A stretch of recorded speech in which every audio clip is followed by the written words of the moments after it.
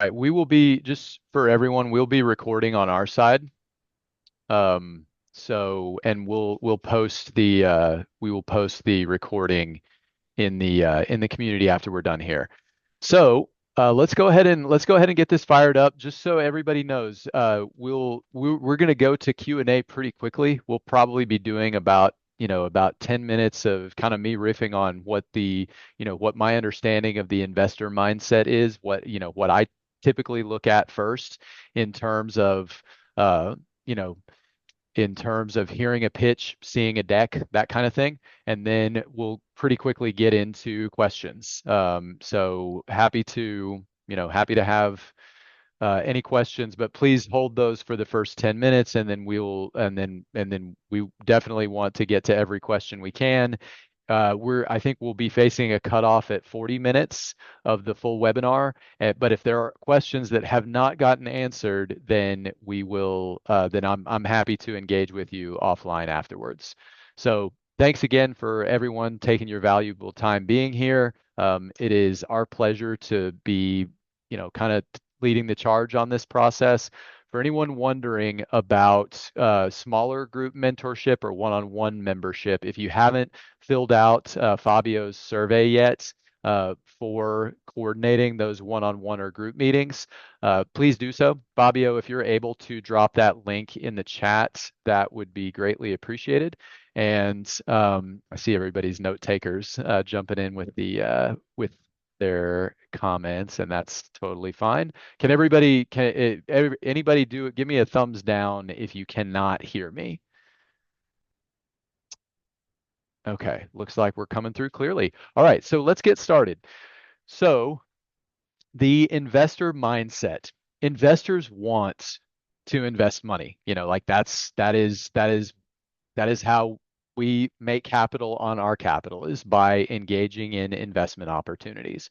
And so the the investor goes in with a mindset typically of, I want to say yes to this project, and I'm looking for reasons that I should instead say no. But most of the investors that I know, they adopt a very high bar, but their goal is to say yes to you. They're looking for they're kind of looking for reasons to say no, but they want that way in. The first things that can go wrong are if important elements of the big eight are missing. And so when I'm talking about the big eight, I think everybody's broadly familiar with what those are, but you're basically looking at problem. What is the basic problem statement? People are wasting this amount of money on X, Y, or Z. People are wasting this amount of time on X, Y, or Z. Then the solution with basic mechanics. And basic mechanics can be a little bit tricky because you just want to walk through from a non-technical perspective. The mechanics should always be non-technical. You got to cater to your lowest common denominator. And some of this is building too, but this is how you should think about your process of presenting or pitching to an investor. Um, the investor mindset is, all right, do the mechanics help me understand how they're solving the problem in kind of an explain like I'm 12, not an explain like I'm 5, but explain like I'm 12, how they're addressing this issue for that particular market. Then market with basic sizing. You guys know what that is. You've all seen they're not concentric circles, but the circular market sizing diagram. I like that as an investor.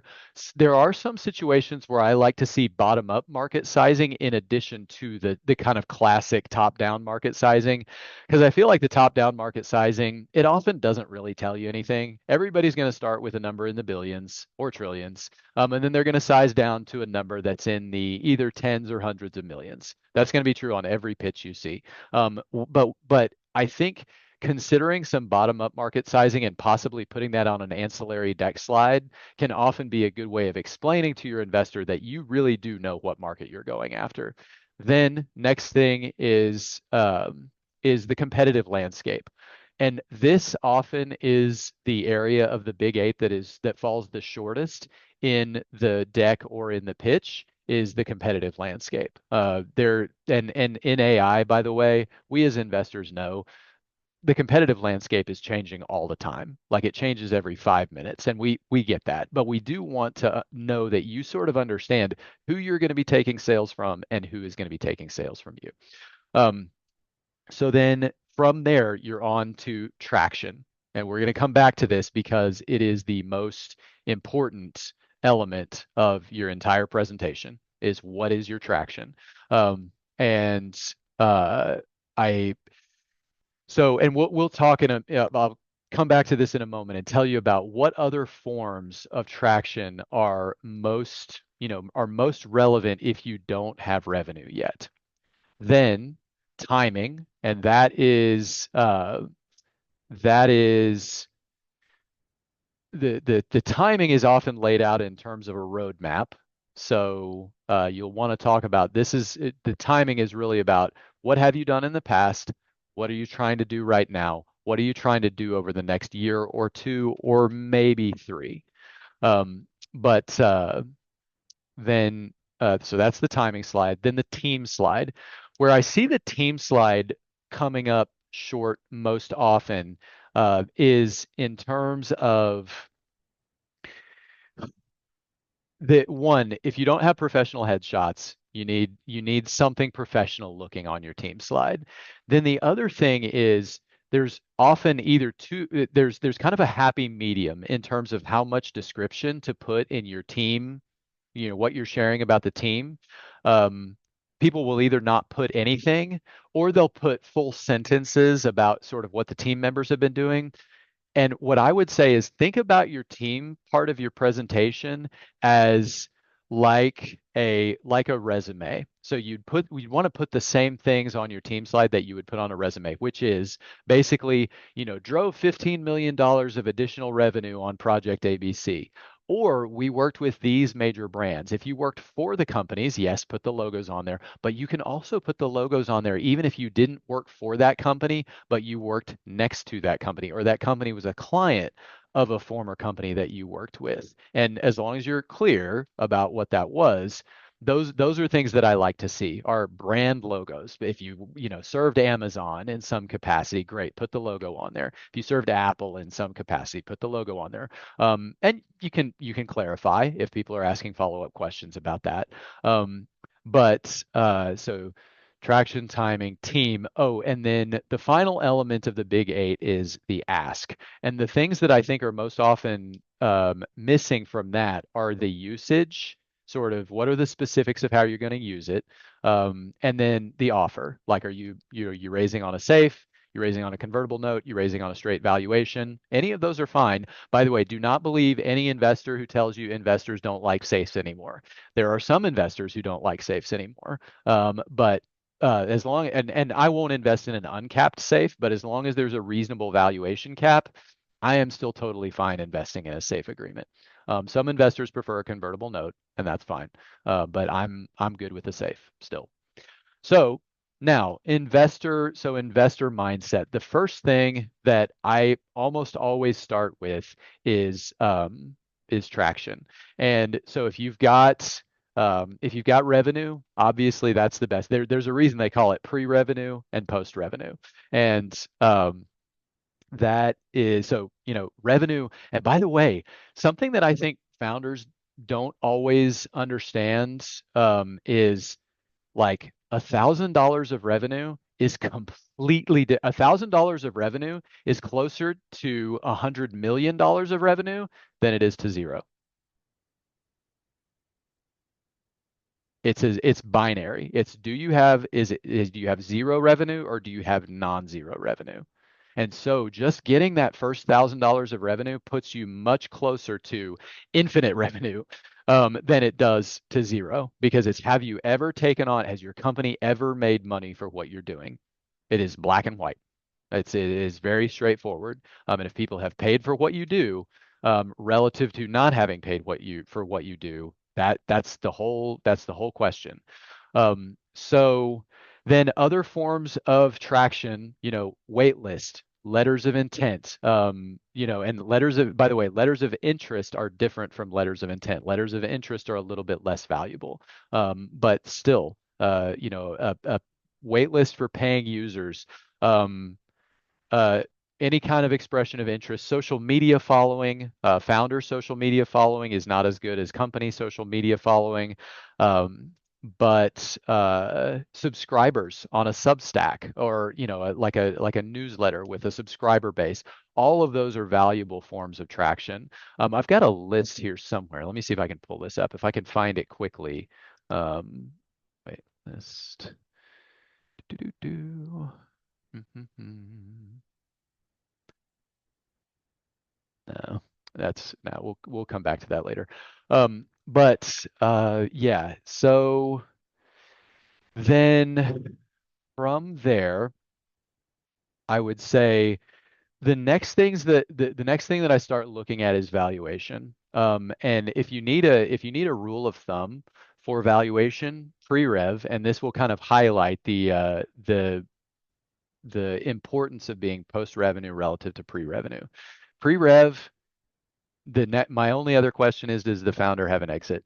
If the founder has an exit and they're pre-rev, then valuation probably between a million and 10 million, depending on concept. If the founder doesn't have a previous exit, pre-rev under 3 million is the valuation. I'm not going to look at anything unless if the founder doesn't have an exit or have some sort of deep industry knowledge. If the founder's coming over, making a jump out of 30 years in the industry, then you might have a pre-rev valuation over 3 million. Post-revenue, you're looking at a valuation. I'm always going to expect a post-rev valuation of 2.5 to 10, but depending on how post-rev you are, it could be as high as 30. So those are kind of the ranges. And then where in the range you fall depends on exactly how post-rev you are. But that highlights the value of that first paying customer, even if they're just giving you a token amount of money. That if I think that's the most important takeaway from today is give people to get you token amounts of money if you're going to get your product to market slowly. Just demonstrate that people value enough of this you know, to put their hard-earned money on it, even if it's just a small amount. So what else with respect to investor mindset? And I want to move pretty quickly to Q&A here. But the other things that I would, ancillary slides, I think are things that people should be using more of that they don't use enough of. And the most common ancillary slides that I would like to see are um, financials, unit economics, which are kind of two parts of the same thing, go to market. I'd like to see more details of go to market on ancillary slides. And maybe solution mechanics, like how does your product actually work? Other things, yeah, evaluation that's way out of whack is a reason that I would say no. And really, there are people who do valuation, who do startup valuation much better than I do. But yeah, for me, like I kind of already gave you the ranges that I'm expecting to see: pre-rev, post-rev, exit, no exit. Those are the only two questions I ask when it comes to and how really exit means just how accomplished is the team in general. Um, but and then the other thing, and this is more to the deck building conversation that we'll have on Friday, but just a deck that's way too wordy, show them, don't tell them. And again, we'll talk more about that on Friday. But graphs, graphics, and photos are how the deck should be presented. Other things that I'll look at is sort of the way that the founder carries themselves. I'm looking for, and I'm not going to be breaking news here, but I'm looking for confident, not cocky.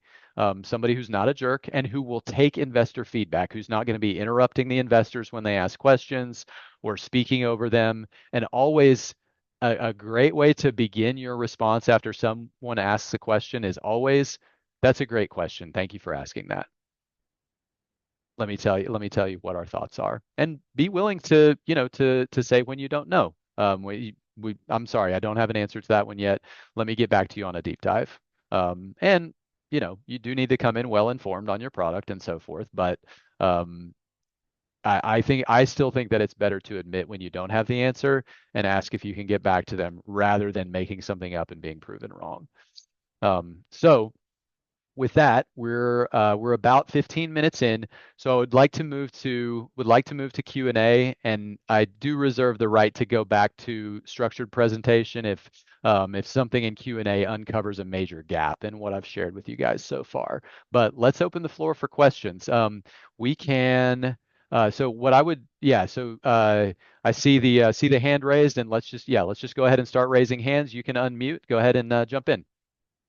Sorry, it's Damon. Damon, yeah, good to see you again, Damon. So you mentioned I believe it's TAM Yes. initially. Yes. So I've heard looking at different YouTube videos, some investors don't want to see Sam and Sam. How do you feel about that? Or what makes that more impactful or less impactful in your mind? Yeah, so I would say I still want to see Sam and Sam, even though I think that in the end the market sizing is bullshit to some degree. But I still want to see it. I want to see that you've done the work on understanding your market. And as I mentioned earlier, I find sometimes the bottom up market projections can be more helpful than the top down. But do the three circles. Just some investors care about it, and the ones who don't care about it aren't going to say, I'm not investing in you because you did the three circles. But some people might say, I'm not investing in you because you didn't. That makes So sense. just check the box. Does that answer your question, Damon? It does. One quick question if I have Yeah, time. go ahead, and then Dimitri's Okay. next. What are good source documents or just like I guess suppositories for finding a good TAM? What's the best way that you would go about doing that, or how do you effectively do the research? ChatGPT. Okay. Yeah, if you're not sure where to start, ChatGPT is a great. If you do have, so this is kind of niche and a little expensive, but if you have a subscription to IBIS World, that is really they do really good industry analysis. But if not, just start on an LLM and then kind of dig into it a little bit more and maybe follow up with the sources that they cite. But yeah, ChatGPT is as good a place as ever. I'm not supposed to say that, but yeah, it's fine. So Awesome. thank you for the question, Damon. If you've got any other follow-ups, we can come back to those. But Dimitri, you're next, and then Andrew after that. Yeah, maybe without spending too much time, I know there are a lot of people on. How would you approach raising pre-seed for blockchain? Because to me, it's like a bit of a different animal than the Yes. regular one. Than the regular one, the revenue is different. I mean, it's not really revenue, at least initially, right? Yeah. So it's like different milestones and like testnet and mainnet. Um, do you look for a certain type of investor who understands a little bit about it? Like, how do you structure your message? That's my mind a little bit hard, especially if somebody's not involved with blockchain, like explaining the concept. I mean, at least like I can explain it like to a 12-year-old, but it's a little bit different, right, than business model. Yes. No, that's a great question, Dimitri. And one thing that I've noticed, so I consider myself a reasonably like crypto savvy investor. I understand the concept of the digital distributed ledger. I get I get what the overall value proposition is, and I also understand that blockchain has a bunch of applications that have nothing to do with crypto, identity, security, all of that stuff.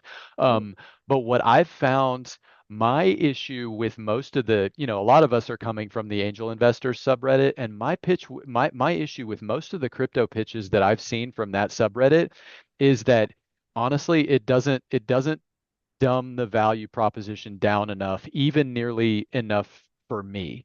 And I'm like as investors go, like I'm non-technical, but I'm like reasonably savvy when it comes to this stuff. So I think that just maybe work and Dimitri, I'd be happy to work with you offline separately to really make sure that the value proposition is coming through clearly for a non-tech. And you will have some investors who are technical, but most of them are not blockchain technical. So I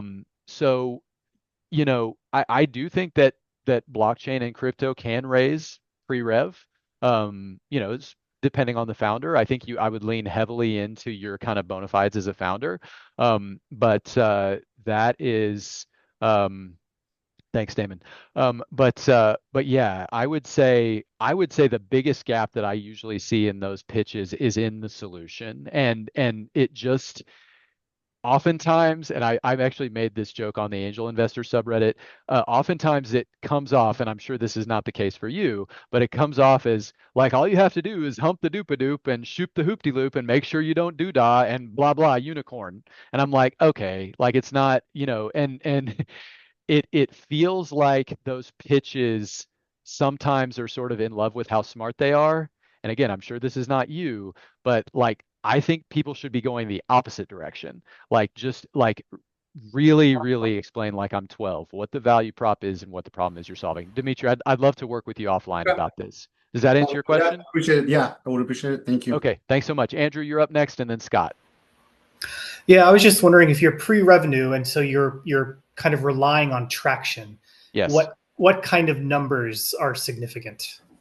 Yeah, so I would say I look at you look at again letters of interest, letters of intent. Somebody do this for me. This is totally cheating, but I went and did this work, and then I came back to it and I was like, ah, shoot, I should have gone and grabbed that traction thing.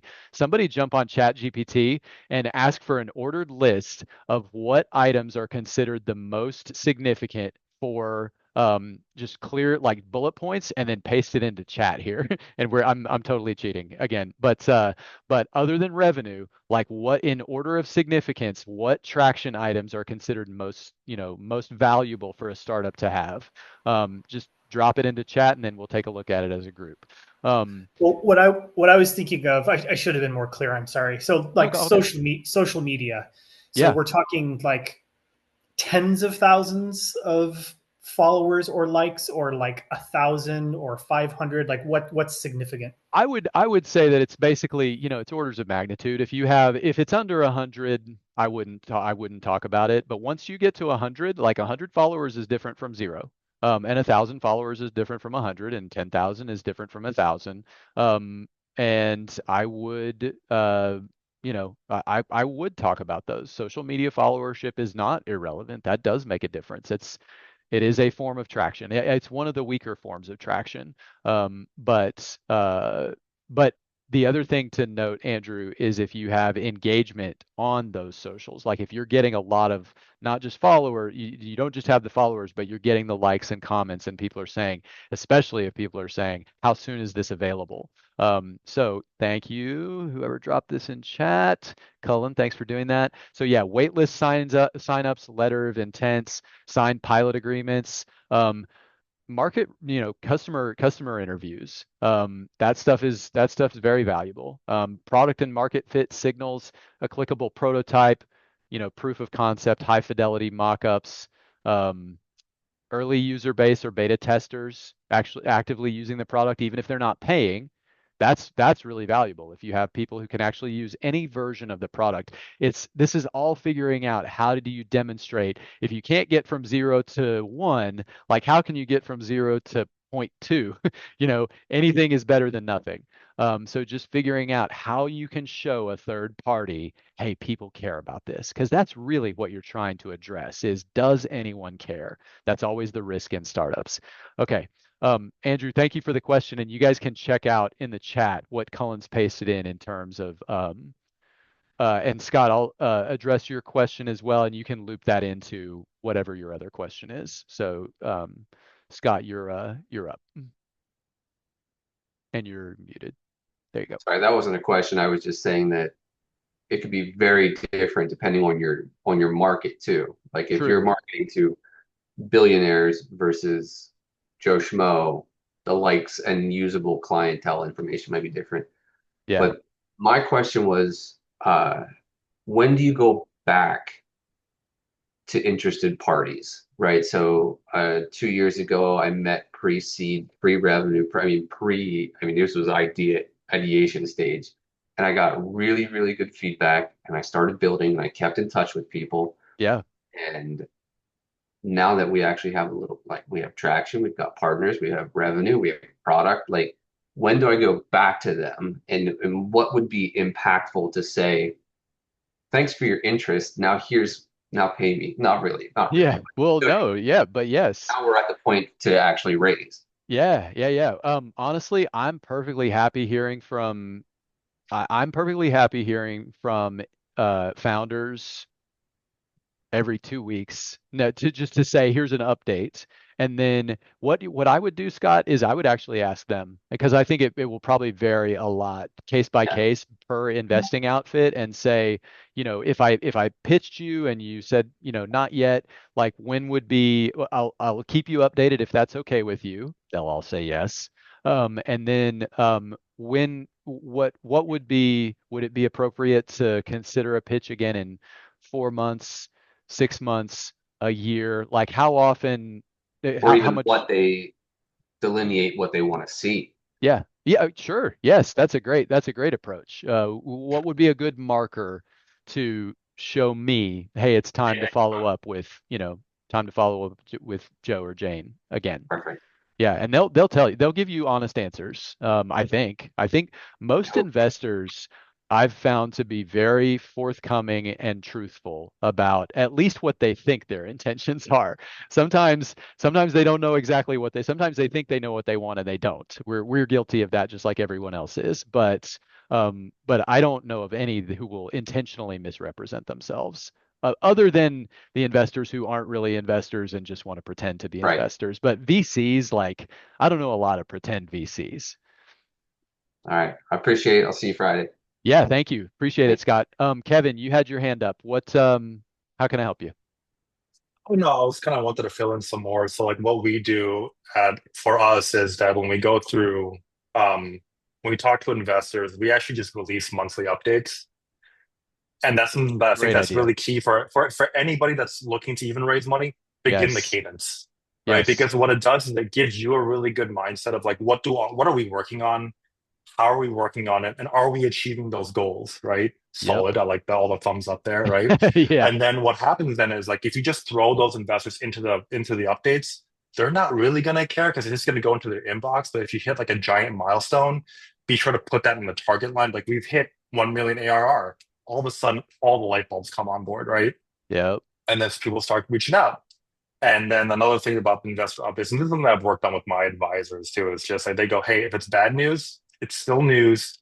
Keep it going because then it's not a surprise Yeah. that perhaps you need a little bit of help here or there, right? And then another thing that I kind of wanted to bring up too was like when people are working on your TAM, your SAM, your SOM, be sure to also recognize where you're monetizing. So like an example of this would be like if you're an ERP system and you're saying, look, I charge my clients $1,000 per whatever it is, Hmm. that's part of your SOM, right? You can't be like, well, the market's $1 trillion and we're going to get 3% of that. Maybe, but how? And you have to recognize, you go, okay, well, the X amount of people that we got to reach versus how we're monetizing equals to our SOM, right? So just to kind of give a little more clarity on that. Sorry, I don't have any questions. I just want to kind of fill in there. No, no, Kevin, that was very valuable. Thank you for that contribution. And by the way, anybody who has something to add, you're welcome to raise your hand as well. And yeah, Kevin, definitely appreciate that. And I would add to that, as investors, the investor's single biggest frustration, ironically, is a reflection of the founder's single biggest frustration, which is people ghosting you. The investor, once they've put money in, like they just want to know what's going on, and they know you're busting your butt. Like, and so if the news is great, yeah, of course they want to hear about that. If the news is not so good, they want you to own up and face the music. And just say, hey, look, here's the honest truth. What they want is communication. And as founders, I mean, I'm on both sides of the table here, but as founders, we want the same thing. We want the investor just to say, hey, I'm not going to waste your time. Kevin, I see you popping up again. So what you got there? How often do you want investor updates? I would say no less than once a quarter. Hmm. They're really, I'm very extroverted, and so I'm probably not representative on some of this, but I would say not daily. But there are some who are going to send something once a week, and that's okay with me. And once a quarter, also okay with me. If it's somebody who's actually has invested money with you, I'd like to hear from them at least once a quarter. And then if something big happens, I would say that's probably That's it for me. So Dr. Lori, you'll be up next, and then Ray after that. And we've got another 7 minutes right now. Love all the questions, and we'll get as many of these answered as we can, and then redirect to another webinar later if we have to. Dr. Lori, what's up? All right. Hopefully, can you hear me on this? Sorry, I'm in Yes. the office. Yeah. Quick question about the team. I've been told just to be honest, which my question is kind of like how honest. So I have a software as a service. I'm a subject matter expert. The person who was the CEO, who was also the developer, it was basically like kind of us two. That fell apart. It Okay. was left in quite a mess. And Okay. then so I've gone through a series of programming contractors. Now I have kind of like a contracting team. But as Okay. far as that team slide, I'm like, well, technically I am the team. So Yeah. like, my advice, someone has said like, oh, well, just be honest about it. And I'm like, okay, to me, it sounds kind of like I don't know, sketchy or, but the question is like on the team, then do I just put like the contract developer team and me, or like what would you recommend for that? I would, yeah, I would put development team. I would put Mhm. maybe yourself on the left, and because you don't want to do yourself on the top and like then a row of people below you. Okay. I don't think that feels quite right. I would probably put yourself on the left, and then like maybe series of photos on the right, with the team. I didn't say this earlier, but solo founder for me is not a red flag, but I would say it's a Okay. yellow flag. Okay. And it is for Y Combinator also. They prefer founding teams rather than solo. So I don't know how everybody feels about it, but I think most people prefer at least two people to be involved in some way. Now, in your case, Lori, you're already addressing one of the potential concerns, which is you are able to work well with others. You've Mhm. coordinated this contract team to help you build Mhm. the product. So that already allays a lot of my concerns. Even if Okay. they aren't like co-founders per se, you still know how to work with other people. Okay. So that is one problem solved, a Okay. significant portion of the problem solved. So yes, I would put those other people on, and you can specify what their roles are as kind of as much or as little as you want. I just want to know that you can play well with others. That's the biggest piece of it. There are other elements of it, but that's the biggest one. Okay. Okay. Am I answering your question, Lori? Yes, thank you. Okay. Yeah. Thanks for joining us. Ray, what you got? So hi Ben, Hey. the rest of the community. Sorry about the non-video. Anyways, you kind of answered half my question already, Okay. but I wanted to have a kind of a follow-up. So, if the tech architecture and the market are compelling, right? Yeah. Can we approach investors for pre-seed with the goal of using that funding to build the team as well as a solo founder? Yes, absolutely. Yeah, you definitely can. Now, is that as easy a raise as it would be if you already had traction and so forth? Right. No, it's not going to be as easy, but is that a totally reasonable ask? Yeah, of course. Yeah, All a right. compelling market is, and compelling, specific offer within that market is, yeah, that's a totally reasonable thing to raise on.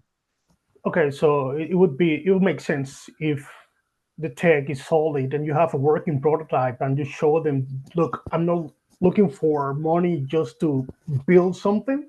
I want to build the team around what I already have to go to market in the more strategical way. And that way, do you think that would be some approachable way to talk to investors? Yeah, absolutely. I don't think Right. there's anything wrong. What you would do is you would want to lay that out on Right. your ask slide and usage. So it's ask, usage, offer, right? Right. So Right. so on the usage, you would just say we intend to apportion these number of funds for a CTO or a Hmm. Yeah. Yeah. CMO, those, yeah, that's not uncommon. All right, cool. Okay, that was my question actually. Okay, thanks, Ray. What other questions? What else do we have? We got about 3.5 minutes left right now. Jonathan asked a question inside the chat. Okay. Oh yeah. Thank you. Thanks, Kevin. Okay. I can't speak. Okay. My question is, if you're not a domain expert and you are a solo founder is the traction of your product more important than the team? Traction is always more important than everything. So the traction is number one. Team is second, I would say. But you are where you are you can't change kind of what you are as a team leader or who your team is. But yes, traction is always number one. People want to get on a boat that's going places. Hey Ben, you said traction, like interviews are good for traction stuff. Mhm. What kind like how do you put that? Do you just put that text on a like a the front of the Facebook slide in 2004? Like do you just do it like that or? In terms of how you get the material or how you're Yeah, like a describing what the recording, outcomes were. but or somebody says, somebody told me, I would totally get this product, and they told me a use case I hadn't thought of, and they were totally in, right? Mhm. And so I want to convey that to the investor, but how do I do that? Do I just put that text verbatim that so You and so director of so and so said this about the product? Yeah, text if it's a high leverage buyer can be definitely can be powerful. I think if it's not if it's something that's B2C or whatever, where you need to get to a lot of people within a market, then you'd want stats rather than quotes. But for what you're talking about, if it's somebody who can, in a single stroke, like generate, 100,000 in ARR for the company, then yeah, a quote Oh yeah, does I see. matter. Um, and then obviously an LOI is even better. But yeah, what you're talking about is a lot better than nothing. Okay, All cool. right, one last short question, and then we'll close out before sending any remaining questions back to the Discord, and we can absolutely do a future webinar on investor mindset and things we like to see. Any short questions?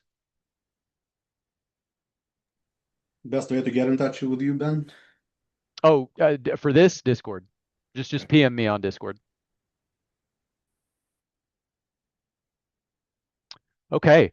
Well, thank you everyone for taking your time to be here. And I gotta say, like I am continue to be impressed with the caliber of the individuals in this community. I gotta be honest, I expected the group to be very young, and there's nothing wrong with young founders, of course. But the level of achievement and accomplishment and so forth, I'm pleased, and I'm looking forward to learning from many of you as well.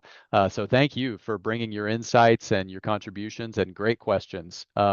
So feel free. Any of you are welcome to PM me at any time. If it's pitch related, I am good at we're going to be doing a pitch submission form soon, so that people can pitch, because that is a part of this. And then we'll be matching you guys up in groups or one-on-one as quickly as possible based on Fabio's form. Thanks everybody, and we're going to get kicked out in a minute here, but appreciate all of your time.